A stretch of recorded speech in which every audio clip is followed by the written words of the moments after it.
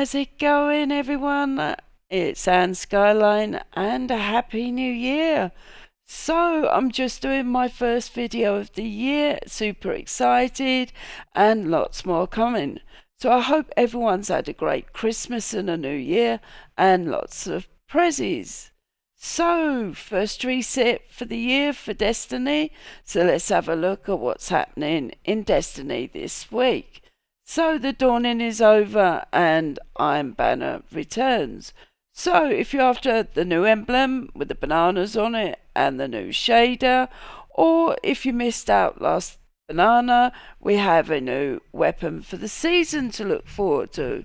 Also this week we have increased bonus ranks for Crucible and 2 returning nodes of Team Scorched and Showdown. Moving on, we have this week's exotic mission on rotation is the Vox Obscura, and this is the home of the craftable exotic dead messenger. Also, the dungeon offers some amazing legendary weapons from Season the Risen. And not forgetting, the weekly legendary dungeon on rotation is Grasp of Avarice to also look forward to. Moving on, we have this week's Grandmaster Nightfall, and that is the heist battlegrounds on the moon. So, if you're still chasing that exotic touch of malice, we have the amazing King's Fall on rotation this week. And saving the ultimate at last, the Master Crota challenge is Crota himself. So, this week, there's lots to do and lots to farm. So let's jump in, but before we do, if you're enjoying the content, please leave a comment below and hit the subscribe button. This really helps me to improve my content and helps my channel grow. So, kicking off with Iron Banana this week is back again. So, if you've missed out on the last rotation for the new trippy banana emblem or even the new shader, you have another chance to grind this week. Plus, if you haven't had the chance to grab the new weapon for this season, the new strand auto rifle called Lethal Abundance, and not forgetting weapons from previous seasons. Also, the banner armor ornaments from previous seasons, and this season the new pledge and George that has returned from year 1 in Destiny. Also, not forgetting the bonus reward points to look forward to for the PvP in Destiny. So hopefully win-win. Alright, moving on, we do have the continuation of the new exotic bow Wishkeeper to do this week on Legend and be able to craft the next set of perk options to look forward to. Also, we have this week's exotic mission on rotation, which is the Vox Obscura, and this is the home of the dead messenger, and on completion of the mission unlocks the crafting pattern for the weapon, plus also the chance to farm some great legendary weapons or farm for the patterns. So they are fully craftable to have some great enhanced perks. Here is a table of most of the weapons that are available for PvP or for PvE. So for the top left we have the explosive personality waveframe grenade launcher. In the middle we have under the skin Stasis bow. We have the kinetic piece of mind pulse rifle, and bottom left the recurrent Stasis heavy machine gun. We also have the adaptive frame thoughtless sniper rifle, and last but least we have the Sweet Sorrow auto rifle. So don't miss out on weapons from this season of the Risen available to farm from this dungeon, but just make sure that you have the correct expansion. And talking about expansions, Destiny do have an offer on the Lightfall expansions. It was going for around 60% discount, so it's definitely worth checking out that offer if you're wanting particular raids, dungeons, or missions. Next up, we have the legendary dungeon on rotation this week, and that is the Grasp of Avarice. It's an awesome dungeon located on the Cosmodrome, and that is full of different mechanics for different sections. My favourite is the Sparrow Race.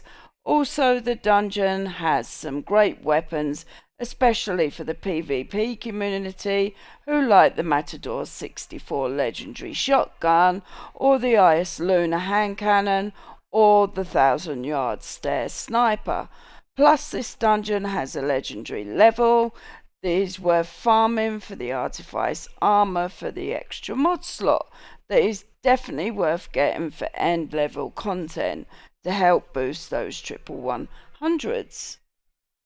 Moving on to the grandmaster of the week, and it is the returning Heist Battlegrounds on the Moon. And I know majority will be going eat, but don't worry. There's plenty of builds out there, and with the right build and the right weapons, you will be coasting your way through. So the champions that we have in there are Barriers and Unstoppable. The threat is Void, and it is Arc, Solar and Void shields. But unfortunately, Bungie hasn't made available what the weapon surges will be, and we are still pending on Bungie for the posting of what the weapon could be. I'm wondering if it's going to be the heavy rocket launcher, the Braytech, or if it's going to be the undercurrent grenade launcher. But we'll have to guess and wait and see. Moving on to my favourite section, and that is the weekly raid on rotation, and that is the King's Fall. A brilliant raid from originally Destiny 1 and has an exotic called the Touch of Malice, and that also recently has seen a buff. Also, there is lots of craftable legendary weapons that are amazing, and it's definitely worth farming to get those patterns. Especially as the season is so long, you'll have plenty of chances to farm the raid when it's on rotation. The race holds lots of fun mechanics, and I suggest you get your moon boots on for the parkour on the ship section. Also, the raid has a master difficulty for those harrowed adept weapons, but I would definitely gain experience of the raid before jumping into a master version. Saving the best for last, and it was the last raid introduced into Destiny 2, and it was originated in Destiny 1, and that is the man himself, Crota. So, the master version, the challenge this week, is called All for One, and most teams do this strat easily every week. So, the challenge requires the team to drain Crota's shield in one go. And you can easily do this with either a 2-sword strat or even with a 3. The differences that can happen with a 2-sword strat is if Crota does actually stomp, which he does quite regular, it can actually mean that one of the sword bearers could lose one of their combos, which basically it means it's a wipe. But if you're going for the 2-sword strat, the easiest way is both sword bearers do their combos in a different order. And the reason for this is the heavy attack damage can be cancelled out if both heavy attacks hit at the same time. But honestly, it's not that hard. Not if you go with the 3-sword strat, the boss is guaranteed to be on his knees. But there is a bit of a downside to the 3 swords, means that potentially trying to get that extra sword could mean there could be some extra deaths. But honestly, I've completed both ways. But I say to anybody, any team, Do it the best way that your team is comfortable with. So happy farming, guys. I've really enjoyed making the video for this week. Happy New Year. If you could please hit the subscribe button, that really means a lot and helps my channel grow. And if you don't mind leaving a comment, and I will try and get back to you. So have a brilliant week, guys, and I'll catch up with you later. Laters.